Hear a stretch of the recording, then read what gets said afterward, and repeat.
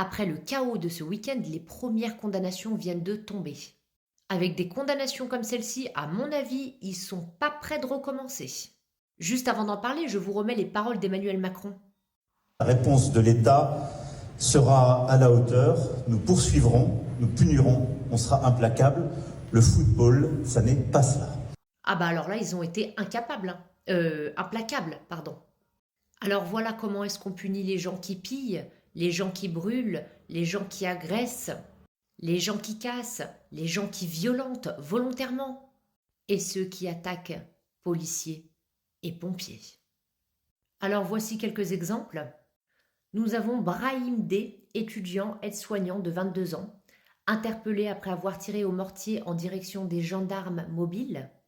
Le tribunal l'a déclaré coupable et l'a condamné à 2 mois d'emprisonnement avec sursis simple et 500 € d'amende. Le tribunal dit: les faits sont graves, mais vous avez un casier judiciaire vierge. Il n'a pas pensé aux conséquences, confie Sarah, sa mère. Il a réalisé la gravité après. Bon oui, le pauvre. Alors quand tu penses que tu vas te prendre 135 € d'amende parce que tu as fumé une clope sur la plage, ouais, là c'est vraiment 2 salles, 2 ambiances. Nous avons maintenant Monsieur Ali. Ali A, ou Ali Express, comme vous voulez. 23 ans, a aussi reconnu les faits. Je reconnais avoir jeté un projectile.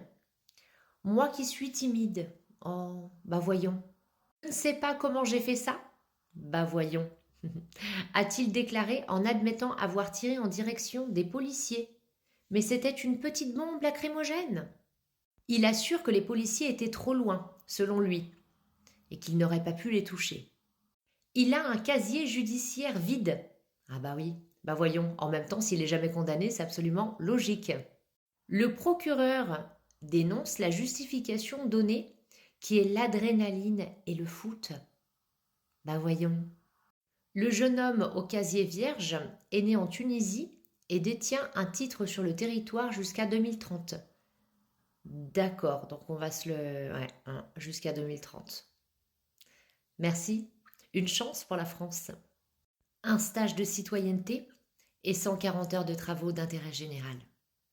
Nous avons maintenant Bayo R, 22 ans. Reconnaît lui avoir fait une erreur après avoir utilisé un mortier retrouvé dans un buisson. Bah voyons. Attendez, écoutez bien.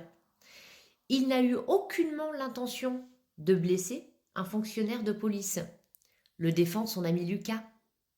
C'est dangereux et c'était stupide de faire ça. Mais ce n'est pas quelqu'un de méchant.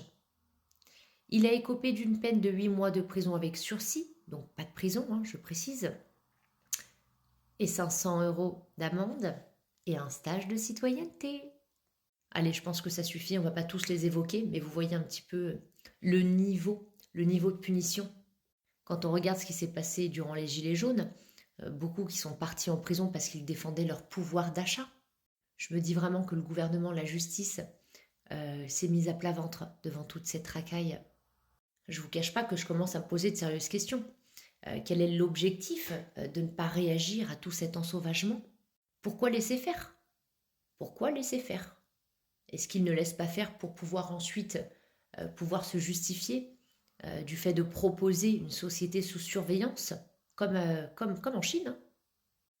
Créer le problème pour ensuite nous faire accepter, nous avoir en amont conditionné à accepter ensuite leurs solutions.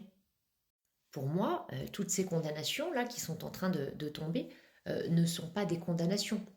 Pour moi, ce sont des invitations à recommencer. Le gars, il va dans un magasin, il pille, il casse un magasin, il pille pour 10 000 €. Il s'en sort avec une amende de 500 balles. Mais c'est super rentable en fait. En tout cas, les dégâts, on va les payer avec nos impôts et nos contrats d'assurance. Tout ça à cause d'une génération qui vit déjà à nos crochets. Quand je vois le dispositif qu'ils ont mis en place pour les agriculteurs, à la fin également le dispositif pour les gilets jaunes, je me pose des questions, oui, effectivement. Pour quelle raison il y a eu aussi peu de moyens donnés pour ce match de finale du PSG? alors que déjà pour la demi-finale, c'était déjà le chaos. Vous allez quand même pas me dire que ce n'est pas voulu tout ça. Vous allez quand même pas me dire qu'ils ne savaient pas, que ce n'était pas prévisible ce qui allait arriver. Ils ont eu la démonstration pour la demi-finale, donc ils savaient que ce serait pire encore pour la finale. Qu'est-ce que ces jeunes en ont à carrer de donner 500 € pour ce qu'ils ont fait, ce qu'ils ont commis? Qu'est-ce qu'ils en ont à foutre? À ce niveau-là, on aurait pu faire autre chose, on aurait pu leur donner les 500 €. Bah oui, une prime pour dégradation. Allez, je vous laisse, je vous embrasse, prenez soin de vous. Je ne sais pas où ça va nous mener tout ça, mais à mon avis, pas du bon côté. Et dire que nos enfants vont grandir au milieu de ce chaos, au milieu de cette nouvelle génération. Ouais. Franchement, pour ma part, je ne m'y ferai jamais. Impatiente de lire vos commentaires. N'oubliez pas de vous abonner, de mettre un petit like et un petit partage. Force à tout le monde. On reste soudés, surtout, c'est très important. Restons quand même positifs, toujours, malgré les nouvelles chaque jour qui sont déplorables, plus déplorables les unes que les autres. Mais il faut quand même rester sur une bonne énergie malgré tout. C'est important parce qu'il y a aussi une guerre qui est spirituelle. Donc il faut quand même rester positif.